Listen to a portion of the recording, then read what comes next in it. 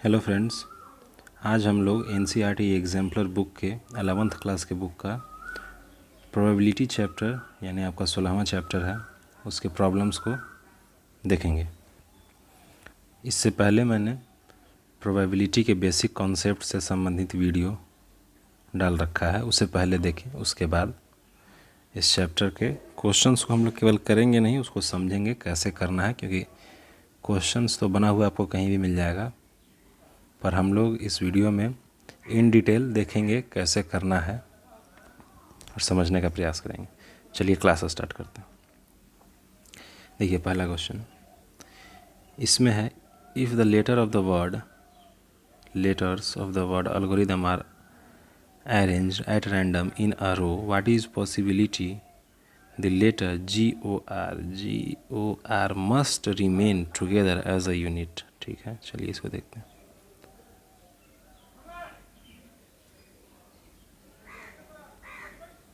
आपसे कह रहा है कि एल्गोरिदम ये दिया हुआ है, एल्गोरिदम में जो भी लेटर्स हैं उनको कुछ इस तरह से अरेंज करना है कि GOR हमेशा एक साथ रहे।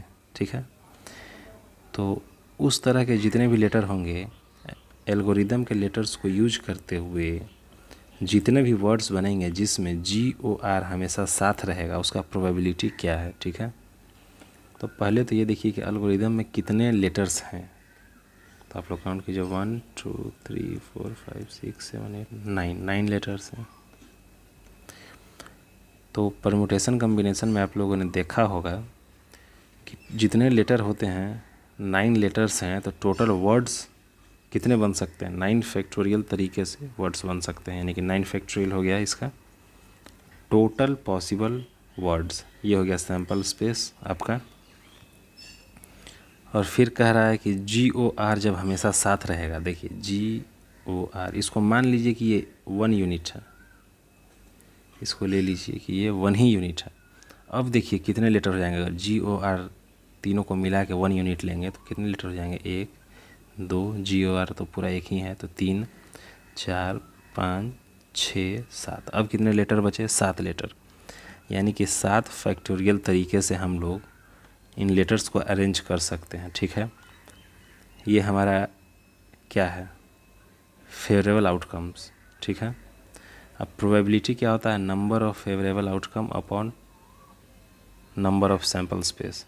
7 factorial upon 9 factorial, 7 factorial upon 9 factorial है, तो 7 फैक्टोरियल क्या होता है, 6 × 5 × ऐसे करते करते 1 तक। ठीक है, 9 फैक्टोरियल को कैसे लिख सकते हैं, 9 × 8 × 7 फैक्टोरियल, ऊपर में क्या है 7 फैक्टोरियल, 7 फैक्टोरियल से 7 फैक्टोरियल कैंसिल, ये हो गया 1/72। ठीक है, चलिए सेकंड क्वेश्चन को देखते हैं हम लोग।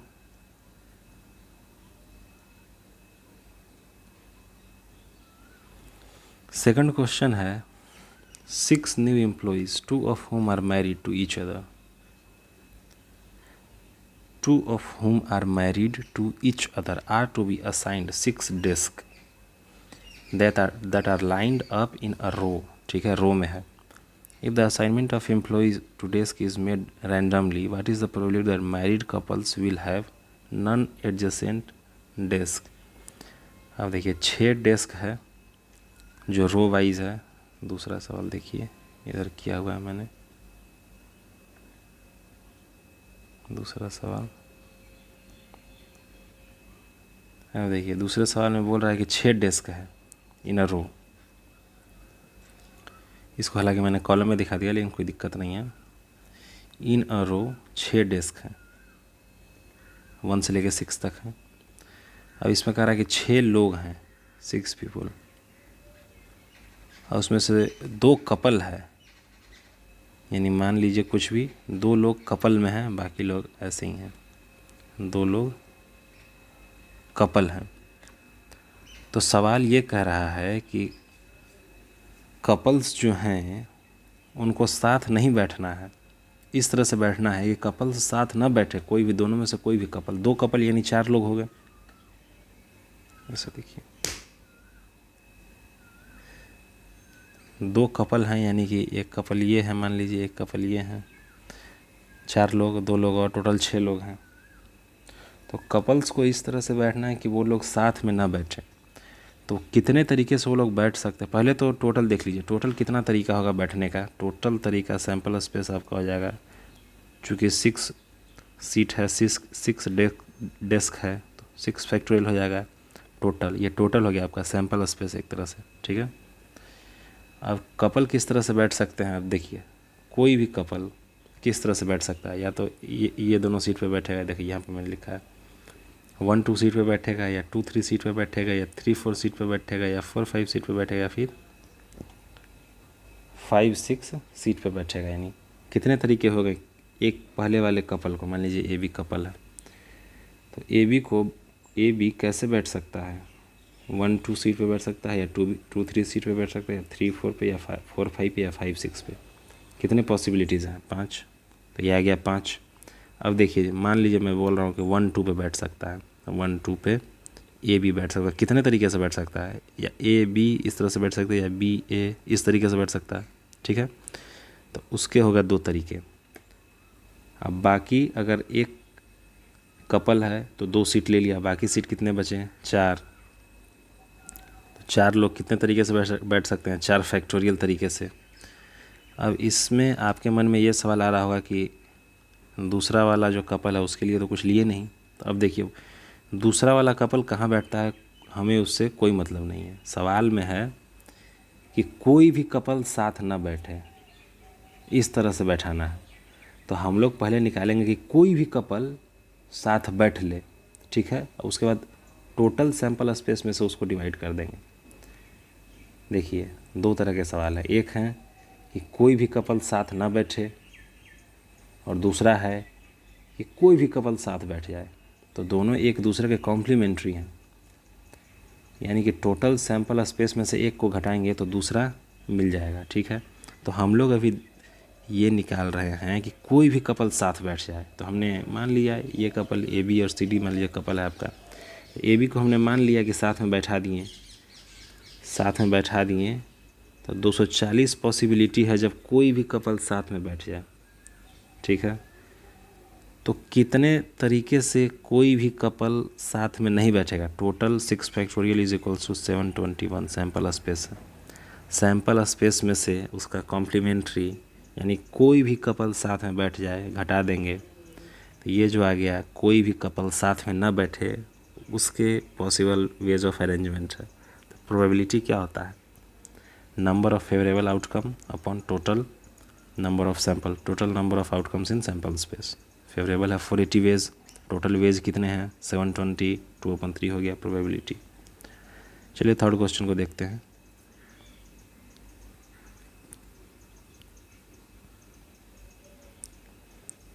Suppose an integer from 1 through 1000 is chosen at random, ठीक है।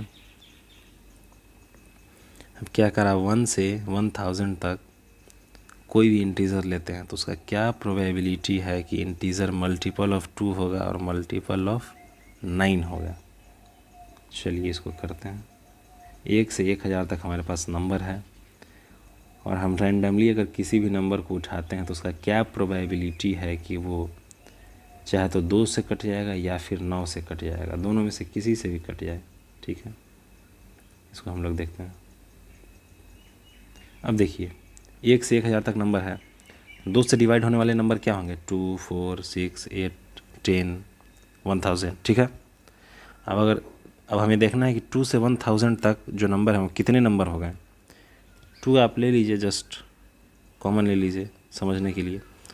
तो इसमें से 2 कॉमन लेंगे तो ये 1 हो जाएगा, ये 2 हो जाएगा, ये 3 हो जाएगा, ये 4 हो जाएगा, ये 5 हो जाएगा। ऐसे करते करते ये 500 हो जाएगा, यानी 1 से 500 तक हो जाएगा। तो यानी कि 500 नंबर है, 500 ऐसे नंबर हैं 1 से 1000 तक जो 2 से डिवाइड हो जाएंगे। वैसे ही आप 9 से 9 का देखिए, 9 18 27 36 ये सब नंबर हैं 1 से लेके 1000 तक। अब 1000 से जस्ट नीचे 999 वहीं तक डिवाइड हो पाएगा।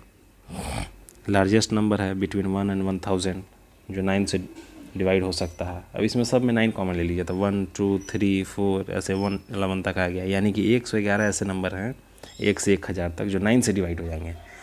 500 ऐसे हैं जो 2 से डिवाइड होगा और 111 ऐसे हैं जो 9 से डिवाइड होंगे। पर इसमें ध्यान दीजिएगा, जैसे 18 को ही देख लीजिए, यहाँ कहीं 18 यहाँ भी होगा। 18 को हमने दोनों में जोड़ लिया है, यहाँ भी जोड़ लिया और यहाँ भी जोड़ लिया। 9 से भी डिवाइड हो जाता है और 2 से भी डिवाइड हो जाता है, तो 2 जगह जोड़ लिए हम लोग। इसलिए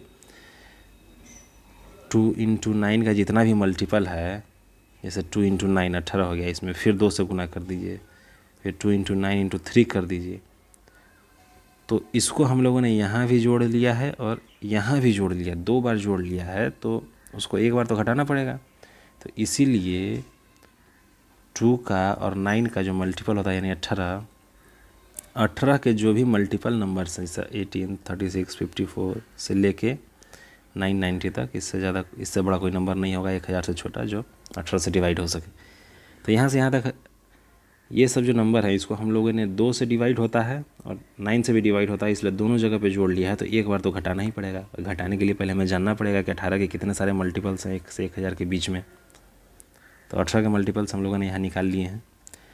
तो 18 है, 36 है, 54 है, 990 तक है। तो 18 अगर कॉमन लेंगे तो 1, 2, 3 ऐसे करके 55 तक जाता है, यानी कि 18 से डिवाइड होने वाले 55 नंबर्स हैं बिटवीन 1 and 1000। ठीक है, अब देखिए 2 से डिवाइड होने वाले 500 नंबर्स थे, 9 से डिवाइड होने वाले 111 नंबर्स थे, और 9 और 2 दोनों से डिवाइड होने वाले यानी कि 18 के मल्टीपल नंबर्स 55 थे। तो इन दोनों को जोड़ देना है, इसको घटा देना है। आप ऐसे भी देख सकते हैं कि A यूनियन B क्या होता है। A यूनियन B सीधे देखिए A + B - A intersection B, यानी कि A के नंबर्स अब B + B के नंबर्स अब माइनस दोनों में जो नंबर्स हैं, तो भाई ये दोनों में क्या है 55 है। घटाने के बाद ये आ गया आपका आंसर। अब 4th क्वेश्चन को चलिए देखते हैं हम लोग। An experiment consists of rolling of die until true appears। कह रहा है कि हमारे पास एक डाइस है यानी कि पासा है, और उसको हम लोग फेंकेंगे कब तक, जब तक कि 2 ना आ जाए, तब तक फेंकना है।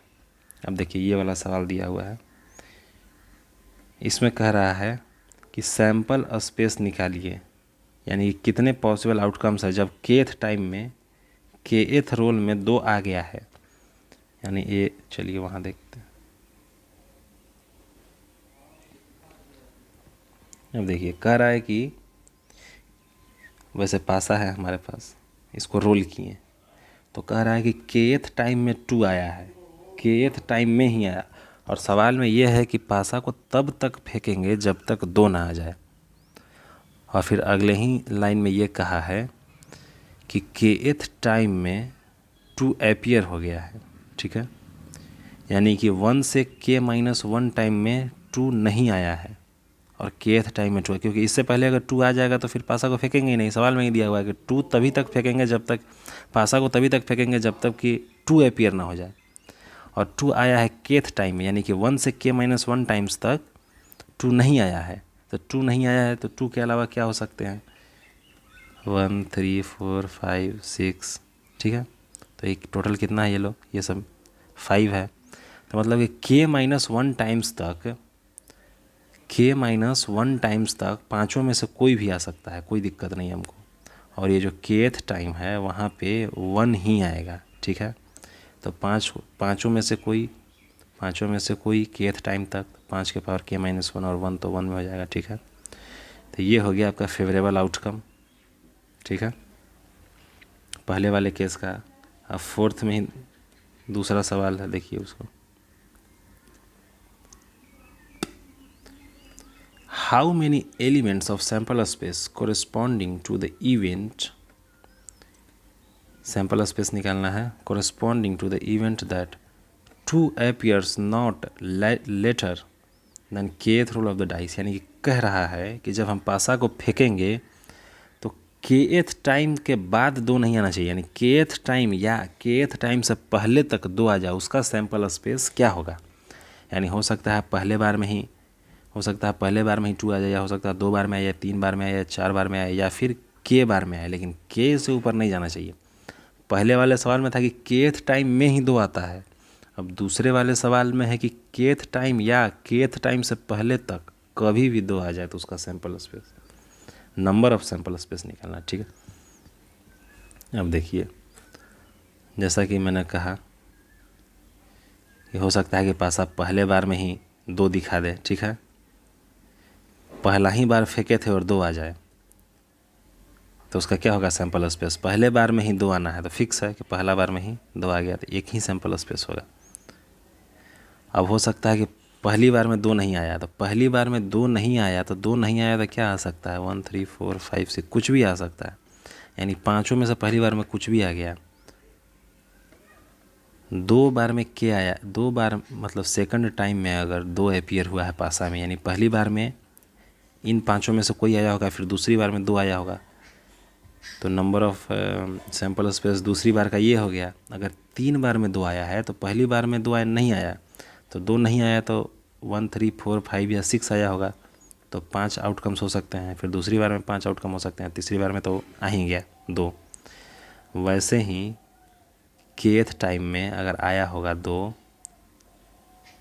तो k-1 टाइम्स 2 नहीं आया होगा, तो 2 नहीं आया होगा तो पाँचों में से कोई, यानी 5 गुने 5 गुने 5 ऐसे k-1 टाइम्स, तो 5 के पावर k-1 पिछले क्वेश्चन में देखा था हम लोगों ने।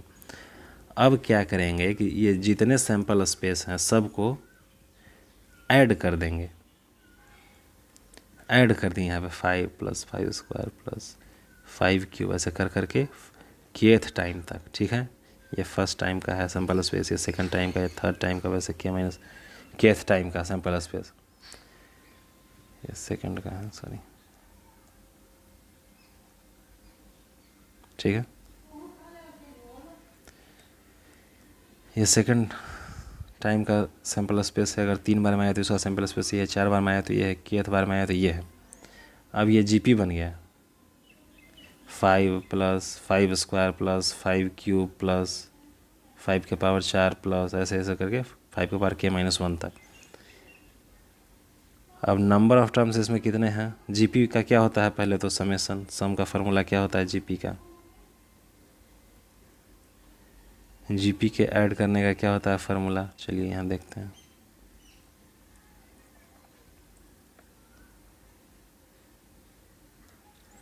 अगर हमारे पास ऐसे रहता है a + AR ऐसे कर करके AR के पावर n तक है मान लीजिए,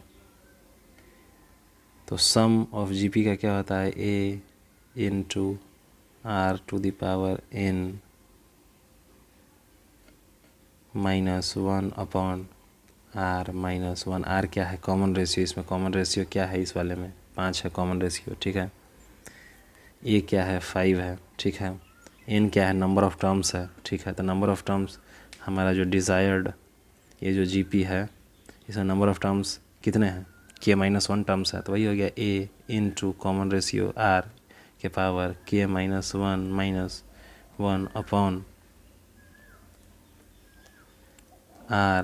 -1। 5 - 1 कितना होता है 4 हो जाता है, ये हो गया आपका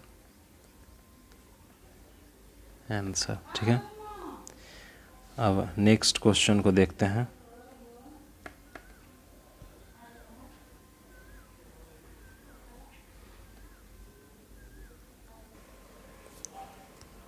सिक्स्थ क्वेश्चन है, इसमें क्या कह रहा है, in a large metropolitan area the probabilities are 0.81, 0.36, 0.30 that a family randomly chosen from sample owns a color television set, a black and white television set और both kind of sets।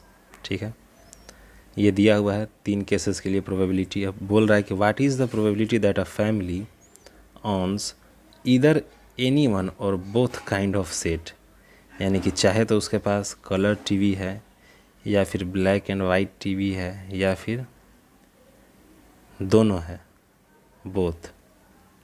और 3 ये निकालना है कि चाहे तो कलर टीवी है उनके पास या फिर ब्लैक एंड वाइट है या बोथ, उस केस में प्रोबेबिलिटी क्या होगा।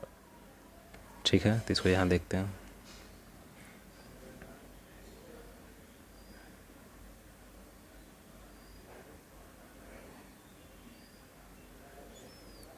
अब देखिए कलर टीवी का प्रोबेबिलिटी क्या है 0.87। इसको ऐसे देखिए, हटाइए इसको। प्रोबेबिलिटी ऑफ कलर टीवी का क्या है 0.87। ब्लैक एंड वाइट का प्रोबेबिलिटी क्या है 0.36 और बोथ का क्या है 0.30। अब कह रहा है कि प्रोबेबिलिटी ऑफ दोनों में से कोई हो या दोनों हो, यानी उसको बोलते हैं प्रोबेबिलिटी ऑफ इसका यूनियन इसका, सीधे यही पूछ रहा है। जैसे यहाँ देखिए, मान लीजिए कि ये वो लोग हैं जिनके पास कलर टीवी है, ये वो लोग हैं जिनके पास ब्लैक एंड वाइट टीवी है, ये कलर ये ब्लैक एंड वाइट, और ये वो लोग हैं जिनके पास दोनों टीवी है, जो दोनों के बीच में है। देखिए कॉमन एरिया है ये, ठीक है। अब इसमें कह रहा है सवाल में कि आप उन लोगों के बारे में बताइए जिनके पास या तो कलर टीवी है, यानी ये सब या फिर ब्लैक एंड वाइट टीवी, यानी कि ये सब ब्लैक एंड वाइट ये वाला, या फिर दोनों है, दोनों यानी कि ये वाला दोनों है, ठीक है। अब देखिए इसमें इस साफ दिख रहा है कि हमको ये वाला यूनियन ये वाला लेना है। तो ए यूनियन बी का क्या होता है फॉर्मूला, ए यूनियन बी का क्या होता है, A plus B minus A intersection B, ठीक है। ए है 0 पॉइंट ए, बी है इतना, ए इंटरसेक्शन बी है इतना, ठीक है। तो यहाँ से आ गया आपका वैल्यू 0.93, यानी कि 0.93 प्रोबेबिलिटी है कि उस शहर के लोगों के पास या तो ब्लैक एंड वाइट है या फिर कलर है या फिर दोनों में से कोई है। चलिए एक क्वेश्चन 5वां लगता है हम लोगों ने नहीं किया, ये देखिए 5th क्वेश्चन को देखिए। 5th क्वेश्चन हम लोगों ने छोड़ दिया था। A die is loaded in such a way that each odd number is twice as likely to occur as each even number. Find probability of G. अब G क्या है, G is the event that the number greater than 3 occurs on a single roll of the die. अब greater than 3 यानी कि 4, 5 और 6। Probability निकालना है कि 4 आ जाए या 5 आ जाए या 6 आ जाए, ठीक है। चलिए इसको अच्छे से देखते हैं उधर। ये 6th क्वेश्चन था, ये रहा आपका 5th, ठीक। अब देखिए डाइस है 1, पहले ऑड नंबर लिख लिया 3, 5, ये सारे पॉसिबिलिटीज़ हैं, ठीक है। या तो 1 आएगा, 2 आएगा, 3 आएगा, 4 आएगा या 5 या 6। अब बोल रहा है कि ऑड का जो प्रोबेबिलिटी है, ई का मतलब यहाँ इवन है, ओ माने ओड। अब मान लीजिए कि इवन का जो प्रोबेबिलिटी है यानी कि ए है, 2 आने का प्रोबेबिलिटी ए है, 4 आने का प्रोबेबिलिटी ए है, 6 आने का प्रोबेबिलिटी ए है। तो क्वेश्चन में कह रहा है कि ऑड नंबर आने का probability twice the probability of even numbers. Even का अगर ए है तो ऑड नंबर क्या है 1, 3, 5, इसका प्रोबेबिलिटी है 2a। इवन का दुगना है, यानी इवन का a है तो इसका 2a हो गया। अब हम लोगों ने एक्सियम, सेकंड एक्सियम पढ़ा था, बेसिक कॉन्सेप्ट वाले वीडियो में आप देख सकते हैं जाके। इसमें हम लोगों ने पढ़ा था कि टोटल प्रोबेबिलिटी हमेशा 1 होता है। तो जोड़ लीजिए total probability of 2, probability of 4, probability of 6, A, probability of 1, probability of 3, probability of 5, यानी कि 2a + 2a + 2a, सबको हम लोगों ने जोड़ा तो यहाँ से आ गया 9a। टोटल इक्वल्स टू क्या होना चाहिए, a 1, तो यहाँ से a का वैल्यू आ गया 1/9।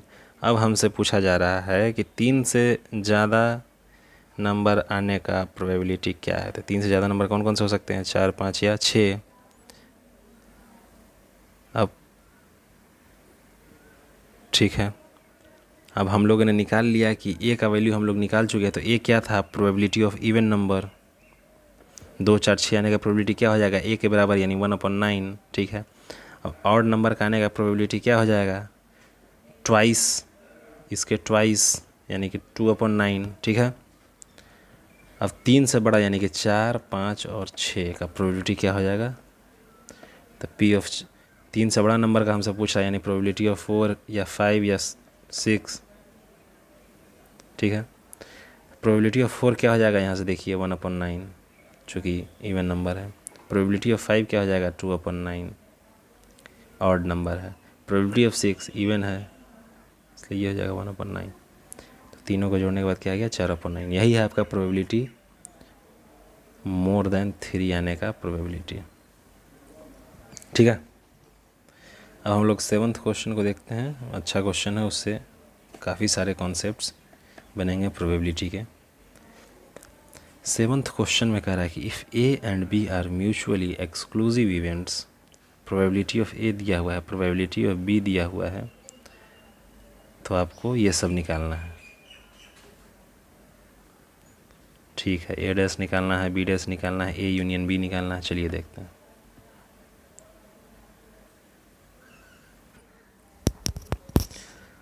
हम लोग 7th क्वेश्चन को देख रहे थे, जिसमें दिया हुआ है a and B are mutually exclusive. Mutually exclusive कहने का मतलब है ए ऐसा है तो बी ऐसा है, दोनों के ये बीच वाला जो चीज़ है दोनों में नहीं है, बीच में कॉमन कुछ भी नहीं है।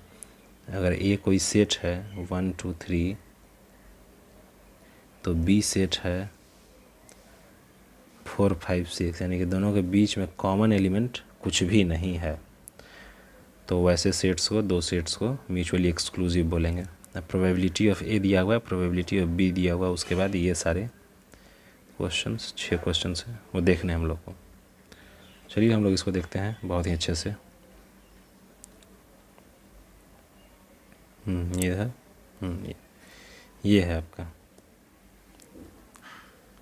ए दिया हुआ है 0.35 है प्रोबेबिलिटी ऑफ ए। इसको ग्राफ में हम लोगों ने ऐसे ले लिया है, जस्ट सपोज ये ए है, ये बी है, ठीक है। ए का प्रोबेबिलिटी दिया हुआ है और बी का भी दिया हुआ है। बोल रहा है ए डैश, ए डैश का क्या मतलब है, अगर ये ए है तो ए डैश का मतलब है कि ए के अलावा बाकी सब ही सब। टोटल जो सैंपल स्पेस होता है, टोटल सैंपल स्पेस का प्रोबेबिलिटी 1 होता है, यानी कि पूरा जो एरिया है सब कुछ मिला के वो है 1 के बराबर। तो ए डैश क्या हो जाएगा, 1 माइनस ए क्या है 3.5, 0.35, तो यहाँ आ गया 0.65। बी डैश का मतलब हो गया पूरा में से बी छोड़ के, यानी कि ये मान लो आपकी बी है, ठीक है, बी है। अब बी के अलावा जो सब है वो हो गया बी डैश, यानी बी जो सेट है उसके अलावा जो सब है बी डैश। तो बी डैश का क्या हो जाएगा 1, टोटल क्या होता है, टोटल जो होता है प्रोबेबिलिटी 1 होता है, तो 1 माइनस बी हो जाएगा आपका बी डैश, ठीक है। यहाँ से आ गया 1 माइनस 0.45, ठीक। अब ए यूनियन बी का आप लोग फार्मूला जानते हैं, प्रोबेबिलिटी ऑफ ए और probability of B minus probability of A intersection B. Probability of A तो पता ही है, प्रोबेबिलिटी ऑफ बी भी पता है, और हमको ये भी पता है कि probability of A intersection b 0 है। कैसे, सवाल में दिया हुआ है कि म्यूचुअली एक्सक्लूसिव है, यानी कि ए अगर कुछ ऐसा है और बी ऐसा है, दोनों के बीच में कुछ भी नहीं है, यानी बीच में कुछ भी नहीं है, म्यूचुअली एक्सक्लूसिव है, यानी कि इंटरसेक्शन का प्रोबेबिलिटी 0 होगा। तो ये हो गया ख़त्म। तो पी ऑफ ए और पी ऑफ बी निकाल लीजिए, 0.8 आ गया। 4th क्वेश्चन में हमको निकालना है p of A intersection b. तो जैसा कि हम लोगों ने 3rd क्वेश्चन में ही देख लिया था कि p of A intersection b 0 होगा। क्यों, क्योंकि ए यहाँ है, बी यहाँ है, दोनों के बीच में कुछ कॉमन है नहीं, कोई भी एलिमेंट कॉमन नहीं है ए और बी के बीच में। और वो हमें कैसे पता चला, क्योंकि क्वेश्चन में ही दिया हुआ है कि a and B are mutually exclusive. तो जब म्यूचुअली एक्सक्लूसिव है यानी उनका इंटरसेक्शन पार्ट में कोई भी एलिमेंट नहीं है, यानी प्रोबेबिलिटी 0 है। अब देखिए बोलता है probability of A union not be, ठीक है। अब ये क्या होगा, इसी को देखिए, इसमें देखिए ये है बी, नॉट बी क्या हो जाएगा, बी छोड़ के इस वाले कलर में जो कलर किया हुआ है चारों तरफ वो है नॉट बी, और यूनियन लेना है ए, यानी कि नॉट बी हो या ए हो, तो नॉट बी के अंदर ही देखिए कि ए भी आ गया, नॉट बी क्या है, बी के अलावा बाकी सारा एरिया, और उसके अंदर में ही ए भी आ गया, तो आप सीधे सीधे बी डैश निकाल लीजिए, वही हो जाएगा ए यूनियन बी डैश। तो आपका आ गया यहाँ पे आंसर बी डैश। तो आपको पता ही है 1 - 0.45 बी डैश होता है, बी डैश का प्रोबेबिलिटी होता है 1 - प्रोबेबिलिटी ऑफ बी। ठीक है, अब आपका अगला सवाल है probability of not A intersection probability of not be. ठीक है, अब देखिए ए यहाँ है, नॉट ए क्या होगा, इस वाले ग्रीन वाले कलर में जो कलर किया हुआ है वो है नॉट ए, और अगर बी है तो येलो वाले कलर में जो कलर किया हुआ है वो है नॉट बी। अब वैसा रीज़न आप देखिए जिसमें येलो वाला भी हो और ग्रीन वाला भी हो, तो वो सब कहाँ है, ए के बाहर। ए के बाहर में ये सब जो रीजन है, ये सब येलो भी है और ग्रीन भी है। ठीक है, ए के बाहर और बी के बाहर, मतलब ए के बाहर वाला एरिया सब और बी के बाहर वाला एरिया सब, वही है आपका डिज़ायर्ड एरिया जो आपको चाहिए। यानी कि 1 माइनस, यानी कि ए और बी को छोड़ के, ए और बी यानी p a plus p b के अलावा जो है वही हमको चाहिए। तो 1 minus p a plus p b, तो 1 माइनस पी ए का पता ही है 0.35, पी बी का 0.45, ऐड कर देंगे 0.8, तो 1 - 0.8 इज इक्वल्स टू 0.2। तो हम लोगों ने एग्जाम्पलर के 1 से लेकर 7 सवाल तक हम लोगों ने किया। आगे की वीडियो में हम लोग आगे का सवाल करेंगे। तब तक आप मेरे चैनल को सब्सक्राइब कर दीजिए और कमेंट कीजिए आपको क्या चाहिए, क्या इसमें सुधार किया जा सकता है, कौन से क्वेश्चन में डाउट है। Thank you.